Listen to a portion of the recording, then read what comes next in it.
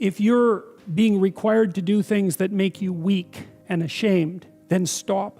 Don't do them. Like one of the things I learned from Solzhenitsyn and Frankl was that systems go terribly out of control when people don't stop them when they're going mildly out of control. You know, and you might say, oh, I should just keep my goddamn head down and shut up. It's like, maybe you should. Like, that's not bad advice.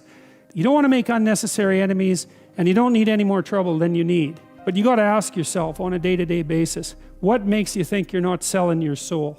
You know, and there's so much foolishness going on in the mid-level bureaucratic world now. That's where all the tyranny seems to be focused.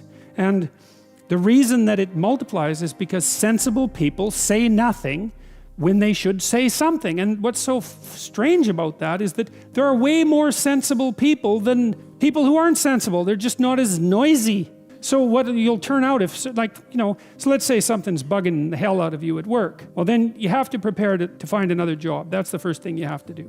I don't think that you should find another job, but you should prepare to find another job. And if possible, you should prepare to find a better job. Because if you can't tell someone to go to hell, then you can't negotiate with them. And if they've got you over a barrel, then you can't say anything. So you gotta set yourself up so you've got some mobility. And actually, that's a really good principle in your life, period.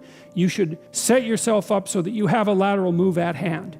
And then you should find out, well, are there things at work that are disturbing my soul? You know, and you find that out. First of all, you ask yourself, okay, I'm disturbed at work. Okay, I'm probably weak and deceitful and useless and lazy. You might as well start with that.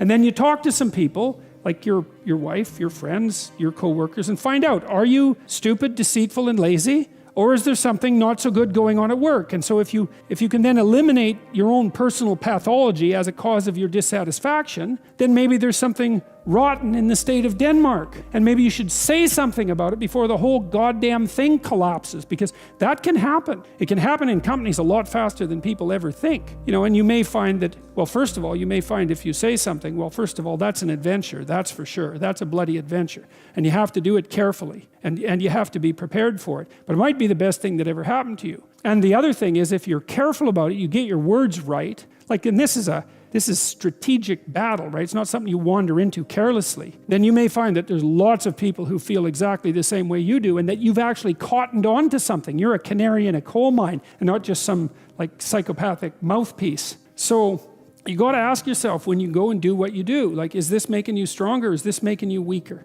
And if it's making you weaker, then you got to ask yourself, do you really want to be weaker? Because the weaker you get, the more you're tyrannized. And then worse than that, like the weaker you get, the more bitter you get. And the more you'll work towards terrible things, the more you'll snap at your wife, the more you'll kick your kids, you know. Like, it's no joke to be tyrannized at work. And so I would say you have an ethical responsibility as a citizen to forthrightly confront creeping tyranny no matter where it occurs. And part of what we're learning, I would say, from these stories, if we're learning anything at all, is that if you're aimed at the good, which is a question you really got to ask yourself, you know, if you're genuinely aimed at the good, then take heart, because you're a lot stronger than you think. Well, the first thing I think is you convince them that it's not futile. It might be difficult, but it's not futile. If you get your words right, and you have something to say, there'll be an impact of those words. It might not be the impact that you would choose. But the other thing you got to tell people is, pick your poison.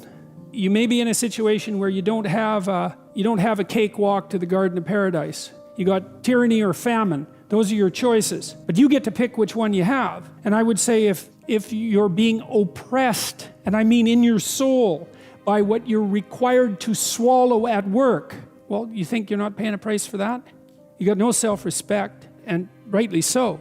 But worse than that, you're an agent of your own destruction. You're destroying your own ideal, and you're letting people who are weak and corrupt. And if you stood up and stood up properly, but you have to put yourself in order to do this, at least to some degree, right? You can't do it casually. You have to do it from some position of preparedness and strength. Then what makes you think you couldn't scare them back into the corners? And that would be a good thing. And, you know, the alternative, personally, is bad because there's a psychological degeneration that goes along with it. I've seen this with many of the people that I've worked with who have been tyrannized in the workplace to the absolute detriment of their psychological and physical health, right? To the point of collapse, confronting these crazy things when they were sensible people. That's a terrible price to pay, man. It's a bad price. And then if the foolishness isn't dealt with at the local level, when it's still relatively trivial, then it will multiply until it's dealt with at the social level. And we're seeing signs of that already. Antifa is a good sign of that, and problems that aren't solved multiply, and soon people fight. Better to argue than to fight, unless you want to fight. And some people want to fight, and I can understand why, but I wouldn't recommend it, because that doesn't lead good places. It really doesn't lead good places. So I'd say you have a duty. Maybe that's why you stand up. It's because you have a goddamn duty to stand up and just say what you have to say. You don't even have to be trying to make a point exactly or trying to get something done. It's like, this is how it looks to me. That's what that guy at Google did. He wrote this memo and he said, I talked to him today. He said, well, he went to a diversity training seminar and he thought, no, I don't agree with that. And so then they asked for feedback. So we wrote this document a month ago. This was written a month ago. Got no real response to it. Well, it bounced around inside Google until a lot of people, got interested in it, and then it escaped into the outside world. But all he was doing was he was told a bunch of things he didn't think were true. He wrote down a bunch of things he thought were probably true. He launched that out and said, well, I think these things are probably true. It's like, well, probably they're true. Well, so he paid a price for it, but maybe we'll see what sort of price he paid for it. Man, he's going to be a lot tougher in 2 years than he was 2 years ago.